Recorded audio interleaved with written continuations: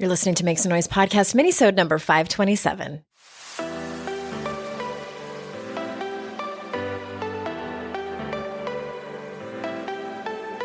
Welcome to Make Some Noise podcast, your guide for strategies, tools, and insight to empower yourself.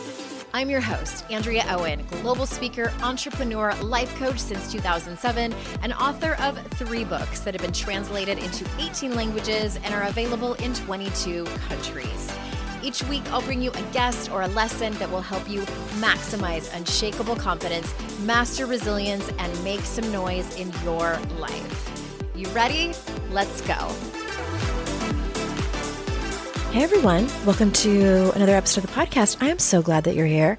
Sometimes I like to really dig into my radio voice and pretend like I'm a late night radio DJ on some Love Jams radio station. Do you remember those? If you're my age, you might remember that, where they would have, these deep, sexy voices and do dedications.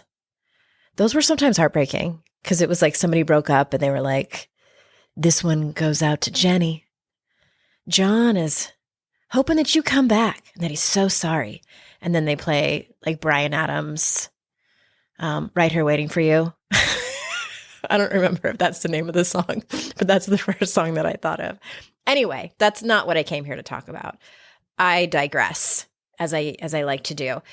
Today, I'm going to talk to you about something that I mention fairly often over here on the podcast and in my books, and that is the concept of being unattached to the outcome.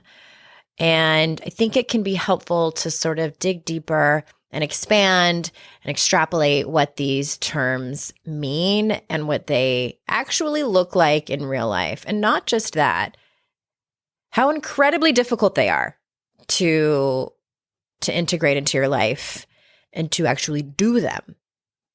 So that's what I'm going to talk to you about today, is how to do that and the difference between being attached and unattached to the outcome. Before I do that, I do want to mention that I have one spot open for one-on-one private coaching with me right now. And for the summer, if that is something that you're up for, I would love to chat with you. So head on over to andreaowen.com/coaching. There's a handful of different ways that I work with people. It can be consulting if you are a coach or you want to write a book or you want to start a podcast or something like that. We can do that together. Or it can be life coaching if you have some goals that you want to achieve and you just can't seem to get it. Let's chat. And then I also do the Daring Way. I facilitate that one-on-one privately with people who want to dig deeper and have it's many sessions over many months, and it is much deeper work. If you're not sure where to find those on my website, just fill out the application on andreaowen.com/coaching and we will send you in the right direction. And after we chat, I can help you decide what would be best for you if you're not sure. All right, let's chat about this topic. Being unattached to the income, the outcome, the income, the income as well. I'm not even going to start that over and correct that. Yes, being unattached to the outcome as well as the income. Let's start with the concept of what it looks like to be attached to the outcome, which I think that is where most of us operate when we want something. It could be anything.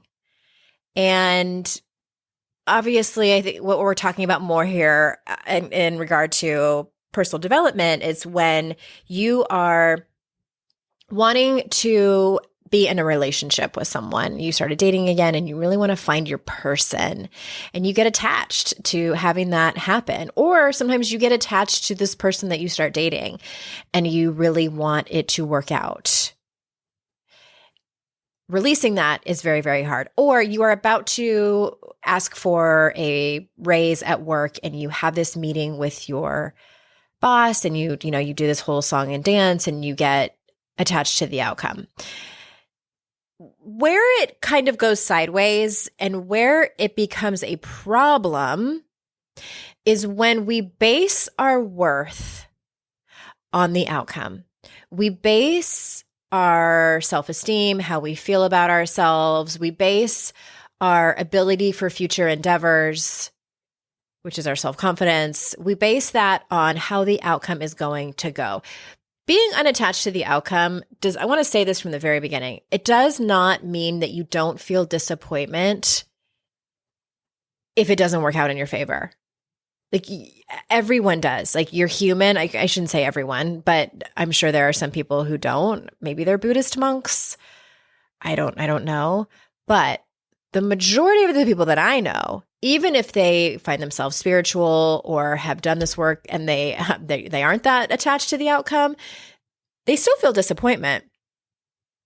It's not a matter of not doing that, but it's a matter of not basing your worth as a person on the outcome that you are hoping for. Por ejemplo, that is the extent of my Spanish. For example, it's been a few years. I think around 2018, I started my hobby of houseplants. I had so many. At one point, I had over 50 houseplants and realized it was one of those like, well, that escalated quickly. And was just because I was like propagating and like, ooh, this is fun. And then all of a sudden I realized like how much work it is. And anyway, that's not my point. But previously before that, I always thought that I had a black thumb. I couldn't keep a plant alive. And as I started to have all of these plants and have them thrive and grow, not all of them, definitely I've killed a handful of them on accident. But, and this is going to be sort of a rudimentary example. Being attached to the outcome would look like I want all of these plants to thrive, even the ones that the internet says are hard to grow. I want all of them to survive. And if they die, if any of them die, then I am a terrible person. I am the absolute worst at this. I should just scrap the whole thing. I don't deserve plants. That's being attached to the outcome. Being unattached to the outcome might look like me just choosing the perspective of this is a fun experiment. This is a fun experiment to see what happens. You guys know one of my favorite words to use all the time is curiosity. So we remain curious about what will happen. What if I don't even like it? What if I don't think it's fun? That's an option too. That could be an outcome. What if they all die? I don't know. What if they get bugs and then the bugs spread, which that's happened before and it's pretty awful. Just a pain in the ass. But it's about being unattached to whether or not these plants live or not. And if they don't, I can still be disappointed. I can still be like, well, that sucks. I spent a lot of money and time on those plants. But it doesn't mean that I should never have more plants again. It doesn't mean that I should completely throw in the towel when it comes to having this hobby as a houseplant person. I'll give you a few more real life examples in a minute here, but I want to kind of go through the step-by-step process of how to do this. And I want to just really emphasize before I do that. I might say this more than once during this podcast. This is never easy. At least in my experience, it is never easy. I have to constantly remind myself that I cannot get attached to an outcome. Because I've definitely done the opposite, where I've had expectations of how something will go, and then it doesn't go that way, and been devastated. And then, this is the kicker, and this is like the real whole point that I want us to all try to avoid. When I get my ass handed to me because I had some expectations that didn't go my way, then I make up stories and beliefs about myself or my abilities or my future decisions based on that one thing, based on that one failure, because I was so attached to the outcome of it going a certain way. So the first step is, and it like most personal development things, it's the awareness. It's an obvious one, but it has to be said. The first step is to recognize how you're attached. Recognize when you do this and what exactly it is that you are attached to.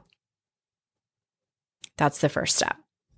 We're going to take a really quick ad break, and then I will tell you the second step.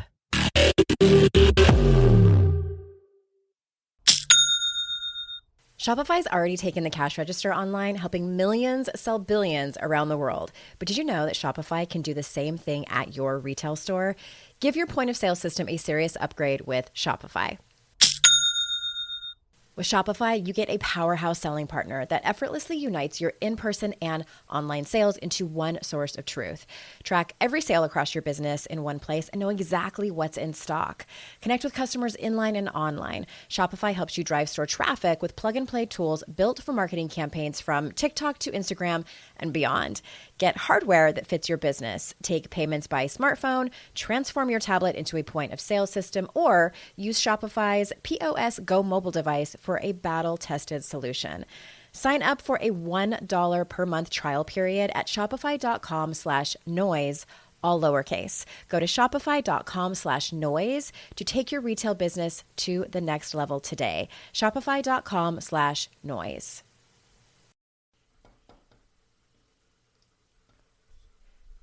Fast forward to the end of 2024 and think about your goals. What can you do right now to give yourself the best chance of succeeding? If you want to learn a new language, you absolutely should get Babbel. Don't pay hundreds of dollars for private tutors or waste hours on apps that don't really help you speak the language. Babbel's quick 10-minute lessons are handcrafted by over 200 language experts to help you start speaking a new language in as little as 3 weeks.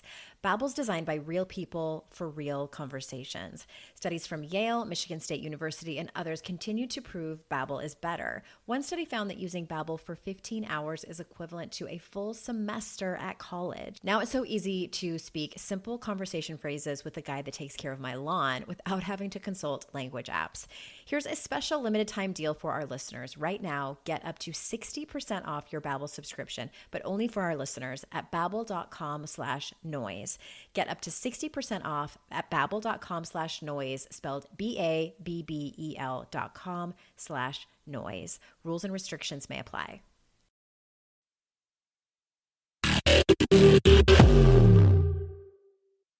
Second step is that you decide that you'll be okay no matter what happens. This is the one I often forget.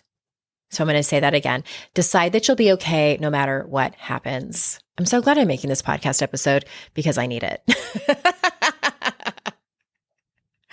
So this might mean that you will trust that you will be able to be resilient. You trust that you'll be able to be resilient. You will find another way if necessary, if you want to try again. You trust that you can process grief, any grief or disappointment that might come up, instead of pushing it away and sort of, trying to put a silver lining on it or something like that. And this is a quote that I love from my friend Rachel Luna, if not this, then something better. If it doesn't work out, something better is coming. Some people like the quote, rejection is protection, or they say rejection is God's protection. Rejection is the universe's protection. So I'm going to go through those again. I feel like this part is worth repeating, that you'll be okay at the end of whatever happens with this, whatever thing comes up, however it goes, that you're going to eventually be okay. Is there a process in there that you might not be okay? Yep, sure is. But eventually that you will. You trust that you'll be able to be resilient, that you will find another way if possible. You will process the grief and disappointment and whatever other feelings come up that you might feel. If not this, then something better. So that's really it. Those are the 2 steps that I feel like would be super helpful to be unattached to the outcome. I want to talk about some real life examples. So in one of my books, I cannot remember which one of my former clients, her name is Teresa, she gave a personal, I feel like it was in How to Stop Feeling Like Shit, but she gave a personal anecdote about relationships. And she says that she is still allowed to feel happy or heartbroken based on what happens, but that she doesn't wrap her worth on the outcome. She said she's gotten to a place that she knows she's still worthy, she's still beautiful, she's still a lovable human being, whether that particular partner wants to be with her or not. That takes a lot of self-growth, because I think so many of us have been in that place where, myself included, where I've like based my worth on whether or not only somebody wanted to be with me, but if they treated me well in the relationship. That's where I based my self-esteem, and that's where I based my self-worth. So Teresa's example is a great way of showing that you can feel the feelings. The feelings are still going to be there based on what happens, whichever outcome, but she does not wrap her worth on that outcome. That's the key. So another example might be when you're trying to manifest something. I don't talk about the law of attraction all that much anymore, as much as I used to. I've talked about it, the reasons why. I don't need to get into it, but I think there are some aspects of it that can still be helpful in terms of your goals, getting to the place that you want to be, and like where you want your mindset to be, where you want your focus to be. And this, I just want to say, because it's important, it's not about dismissing what's actually happening in your life. It's not about just ignoring all of the difficult things. That I think is toxic. That's what they call toxic positivity. But I do think it can be helpful to, you set your goals, you take inspired, healthy, excited action to get there. And one of the things about the law of attraction that they talk about is that to be open for the outcome to look differently than you originally thought it would. So for instance, say you have a credit card balance of like $10,000 and you want to pay it off. It's making you nervous. And you decide to start selling your cat booties that you crochet. You're going to start selling them on Etsy. And you figure out like how many pairs of cat booties you're going to have to sell to make this $10,000 to be able to pay off this credit card debt. And then you're like, well, that's kind of a lot of cat booties I have to sell, but I think I can do it. And you're doing all the things that the law of attraction tells you to do. But the law of attraction would tell you, if you're trying to manifest the money, don't put all of your focus on that money coming in by selling those cat booties. That money might come in through an inheritance that you didn't even know was coming. Or surprise, you get money back from the government that you didn't even know was owed to you. Or you get a sudden bonus at work that you didn't know was coming. That $10,000 could come from anywhere. There's countless stories of that happening from people, like ways that they didn't even think about it. If you're trying to manifest a job and say you see this particular job on the internet or on LinkedIn and it looks amazing and it looks like the perfect job for you, and then you get so attached to getting that particular job, the law of attraction says like you might be blocking out something better. That's where that phrase, if not this, then something better, might really come in handy. But it's hard to do that, right? Like I don't know if you guys are like me, but like I get focused on something and it just can be a little bit of a disaster. Like, okay, it just like I hone in like a dog on a trail trying to sniff something out. And so I get it. I get that it can be difficult. And what it also looks like in real life is sort of this bouncing back and forth, if you will, of being really focused on the outcome and getting really excited about it and imagining your life, either with this person or this job or paying off this debt or whatever the outcome is that you're looking for. And then you're like, oh, wait, yeah, I need to probably practice detachment and not be attached to the outcome. So it's kind of like this back and forth, back and forth, back and forth.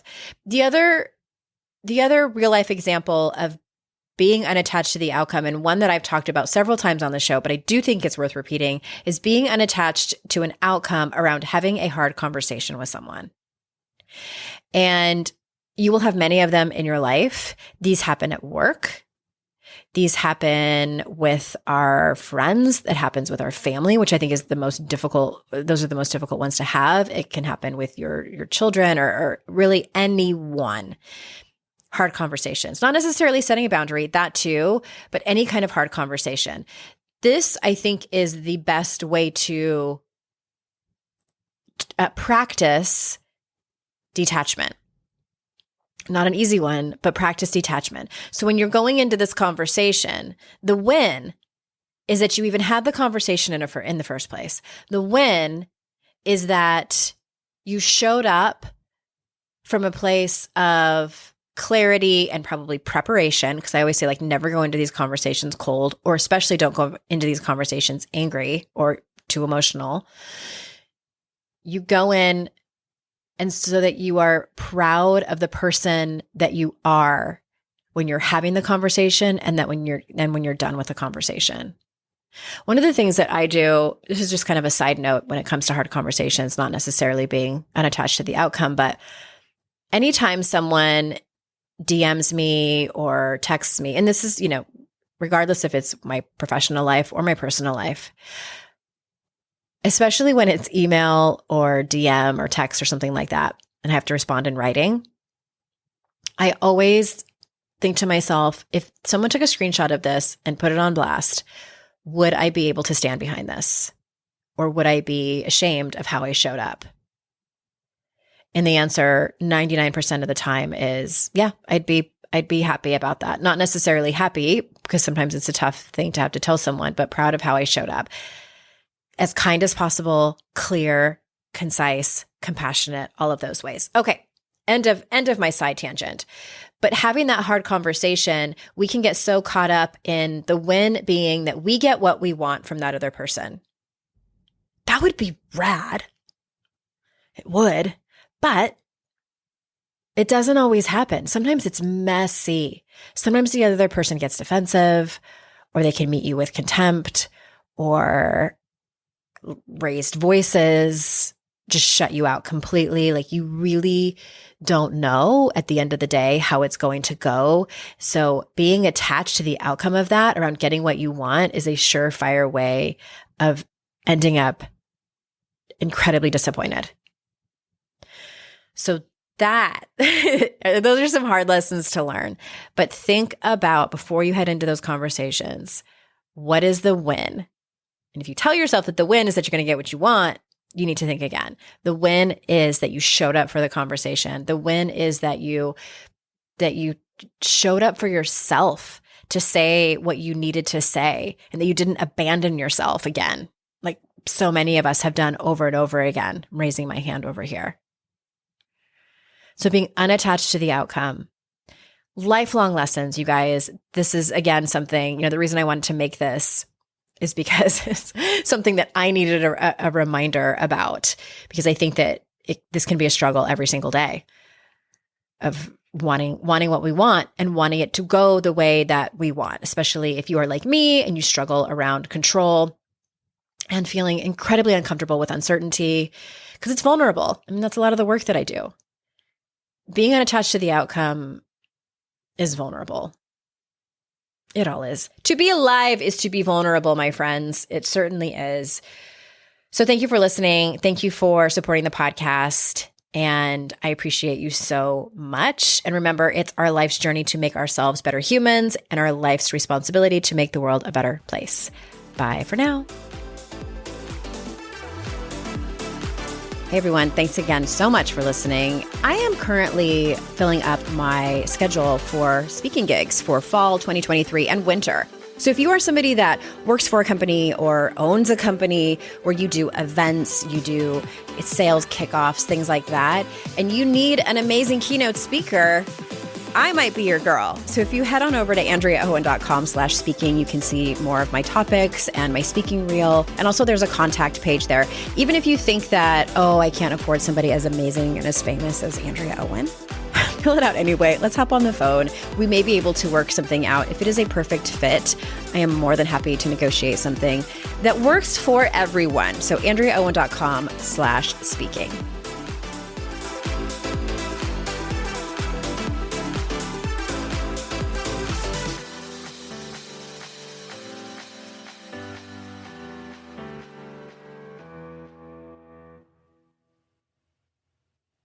I'd like to introduce you to the Minimalist Moms podcast. It's hard enough being a mom, and the last thing you need is stress from too much stuff and an overcrowded schedule. For too long, I lived with the mindset that bigger was better, and the more I added to my life, instead of feeling better, I felt overwhelmed. It was time for a radical new mindset. Less is more. I'm not into extremes. I didn't throw everything away. My brand of minimalism is more about adding than subtracting. Get rid of the excess to make room for what you love. In other words, it's about living life with purpose. I hope you'll listen in and my guest and myself can inspire you to think more and do with less. The Minimalist Moms Podcast, available wherever you listen to podcasts.